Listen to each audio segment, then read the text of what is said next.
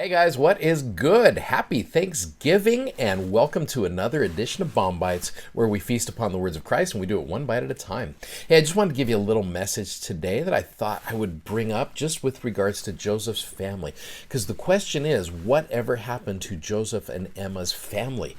So, of their 11 children, only 5 of them made it to adulthood. Again, they understood what loss was. So, let me just show you briefly here. So, their first one was Alvin that they had in Harmony, Pennsylvania there.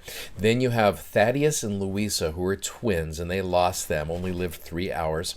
And then you've got young Joseph Murdoch, who was one of the Murdoch twins, John and Julia Murdoch. So Julia Murdoch had died giving birth to twins, and so John requested that Joseph and Emma adopt their kids. So Joseph Murdoch died on that night of the Hiram, Ohio tarring and feathering that had taken place. Just he caught cold. Don Carlos died. He was 14 months old. And then you've got Thomas, who was stillborn December 26 in 1842 in Nauvoo. So again, they understand loss. Now let me show you the 5 that did make it. So you got Julia Murdoch Smith. She is one of the other Murdoch twins, and she lived 1880, died at age 49, still very young. And then you got Joseph Smith III, died in 1914 at age 82. He was the one who was the head of the Reorganized Church of Jesus Christ. And then you got these 3 boys here. You got Alexander Hale Smith, lived to age 71. You've got Frederick Granger Williams Smith, only lived to age 25. And then you've got David Hiram Smith, died at age 59. David Hiram, very musically gifted, struggled with emotional and mental illness during his lifetime as well. What about Emma? Okay, now there's a lot of stuff about Emma out there that people really don't fully understand about Emma, because the question is always brought up, why didn't she go west with the saints and with Brigham Young? Well, one thing to remember about Emma is she kind of had all of the caretaking of the church put on her shoulders. People brought properties to her, and she ended up having to stay behind and pay and take care of a lot of the debts of the church and of other people. Keeping in mind, again, as they're getting out of Nauvoo, there was properties that needed to be taken care of. And so Emma stayed behind to take care of a lot of that. So lots of financial burdens were placed on Emma at that time. One of the reasons she did not go west with Brigham Young is, quite frankly, her future was just uncertain there. In fact, there's a little quote here.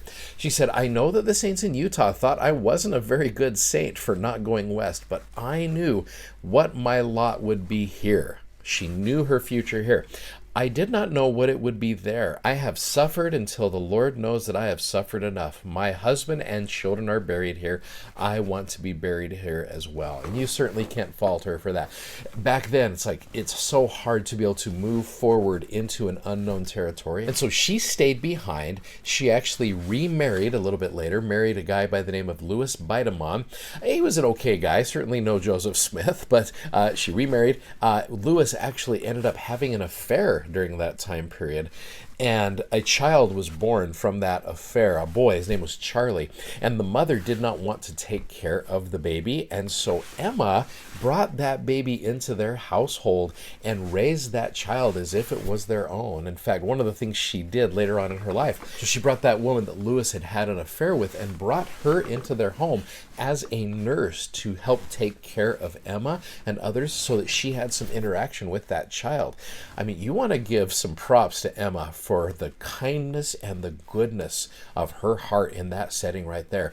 So here's another little quote about Emma. "I am satisfied and comforted to know that the best reason Emma remained behind was simply because she was tired." Like I said, she loved her family and the land that she and her husband had called home, and that she longed to rest beside her Joseph. If she heads west, she would not have that opportunity to be able to do that. Well, in 1869, Emma wrote a letter to her son Joseph III, and she said this, "I have seen many, yes, very many trying scenes in my life which I could not see where any good could come from them. But yet I feel a divine trust in God that all things shall work for good." Well, one of the reasons also she stayed behind was to take care of this lady right here. She adored Lucy, Joseph's mother, and wanted to make sure that she had been taken care of, keeping in mind that Lucy had lost her husband and had lost 4 of her sons.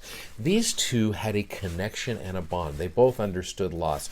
Look what Lucy said. She said, "I have never seen a woman in my life who would endure every species of fatigue fatigue and hardship from month to month and from year to year with that unflinching courage, zeal, and patience which she has ever done.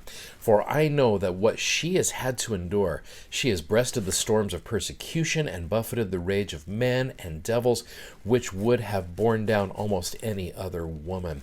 And so when I share stuff with you like that, I want you, and I know I myself, I am going to give Emma every benefit of the doubt. I am going to give her so much grace and so much goodness and understanding what difficulties that must have been. So if you're out there wondering, I don't know about Emma, boy, please give her every ounce of grace that you can.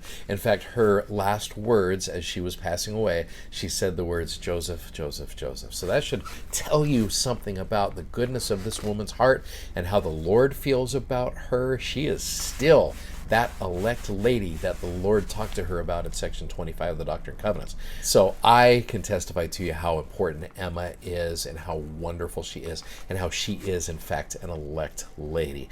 And the difficulties that that family went through to be able to help us be able to enjoy what we have. I am so grateful for her.